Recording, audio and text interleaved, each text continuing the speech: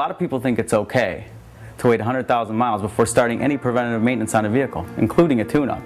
However, some of the benefits to doing the job sooner are smoother running engine, less misfires, lower emissions, and certainly what's on our minds these days, better fuel economy. The vehicle we're going to work on today is a 2005 Chevy Cobalt with a 2.2-liter Ecotec engine. At first glance, you might think it's difficult to do the job because of the engine covers that are in the way. Once you remove them, you'll find it's very easy. The first thing I like to look at is to see if there's any bolts holding the engine cover down. You certainly don't want to break it and then make the job feel bad.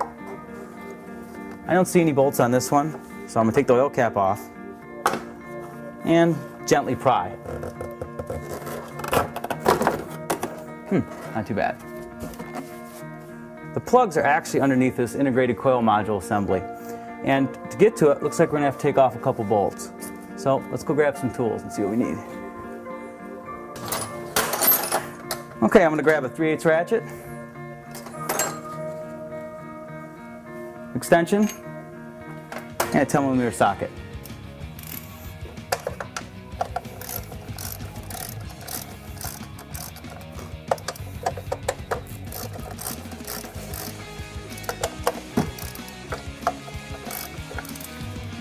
Once I have the ratchet, once they're loose, I can simply use this handle as a spinner. Another nice thing about using a long extension, I can get some leverage and use both my hands.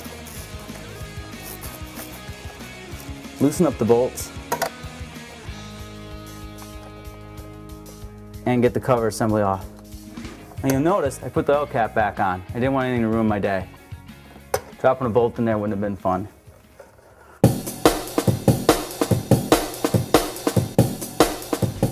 Now the only thing I'll have to do is to unplug the actual coil module assembly. There's a little lock here.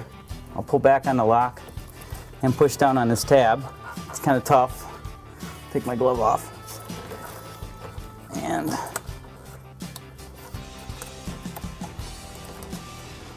after a little bit of fighting, there we go.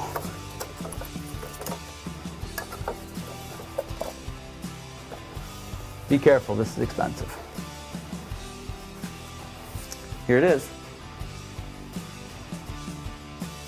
Have your coil on plug boots, individual coils inside an assembly, and ignition module on this side, and we're going to start looking at the plugs. Normally the next step would be, before breaking the plugs out, would be to take compressed air and spray down into the plug wells. However, since these wells are vertical, I'm a little bit nervous about doing that, so I'm going to put this down to actually take a look in the holes. You notice on this overhead cam engine, and like most overhead cam engines, the spark plug is actually well down into a recess hole. Okay? You're going to need to get an extension and the proper size spark plug socket in there in order to get the plug out. I grabbed one of the new plugs out of the package to figure out what size spark plug socket I need. They usually come in a couple different sizes, 13/16 or 5/8. Some of the small engines use 3/4 inch. But this one we need a 5/8 inch plug socket. This one has rubber inside of it that will also help hold the plug as we try to take it out of the well. Additionally, I'm going to use my same old ratchet and extension from last time, and I grabbed a piece of rubber hose. The rubber hose will help me start the plug and also help me remove the plug from the hole. I'm going to put my 5/8 inch socket on my extension and stick the extension in the hole by hand. This way I can make sure it's positioned over the plug hex correctly and I can break it loose. Now I put the ratchet on and I start to break the plug loose. I hear it squeaking a little bit, but it's dry, but it's not stripped. It's coming out okay. I spun the plug loose a couple turns, do it by hand. I can take it off and now go to my rubber hose and slide it over the end of the plug.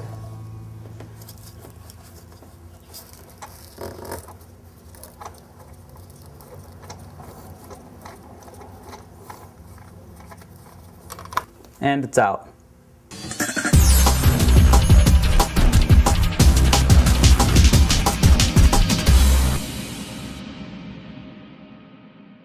When you change your spark plugs, you should upgrade to a premium brand, such as Autolite XP.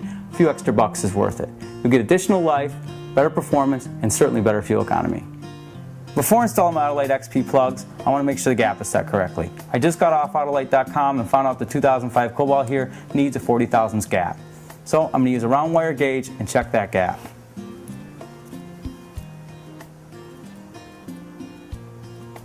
This one's a little bit loose. It's okay to tap the plug gently on a surface to tighten it up.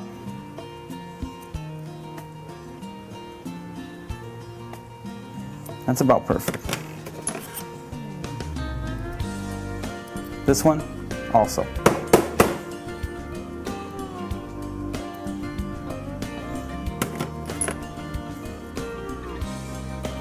This one's right on the money. This one's a little bit tight.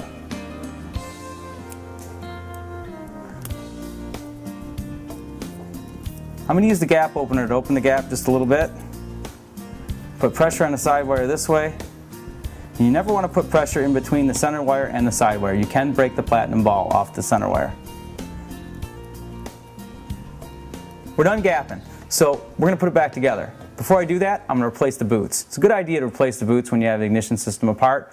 It certainly keeps moisture from getting up in there and shorting out the coil pack assembly. Alright, to do it, slide the suppressor spring inside the boot, stick it on the end of the coil, and push down, and you'll hear it pop.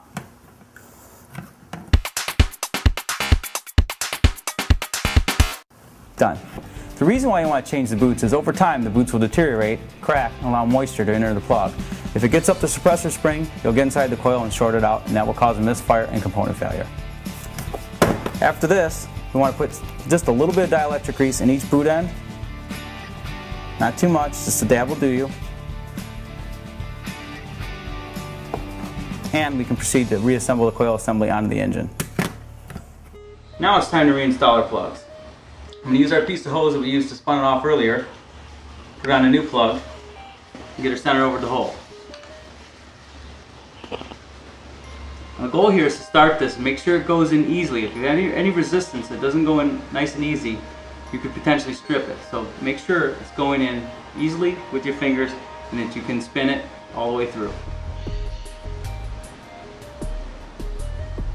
It's got a lot of threads on here, so it's going to take several turns to get this to seat.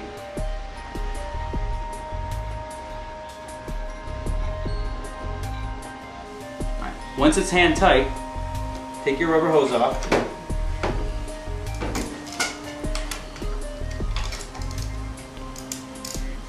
Put your ratchet on it and tighten it no more than about a 1/16 to an 1/8 of a turn.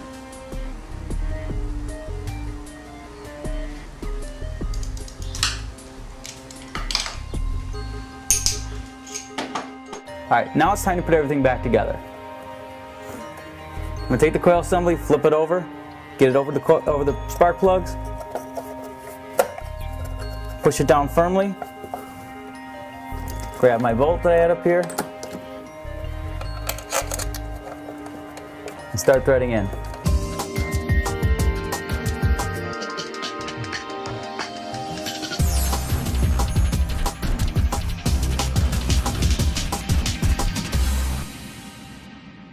Well, we're all done. Got the coil assembly back on, bolts tight, got a plug back in. Before I put the engine cover back on, I'm going to fire it up and make sure she's running on all 4 cylinders, nice and smooth, and I don't have any funny noises.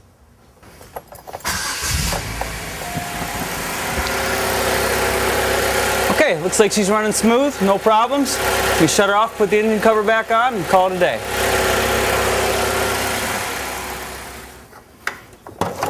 Alright, I'll put the engine cover back on. Make sure I put the oil cap back on. Shut the hood. She's back on the road. Make sure you check Autolite.com for other tech tips and information on spark plugs. I'm Dave Buckshaw, Technical Trainer. Hope to see you soon.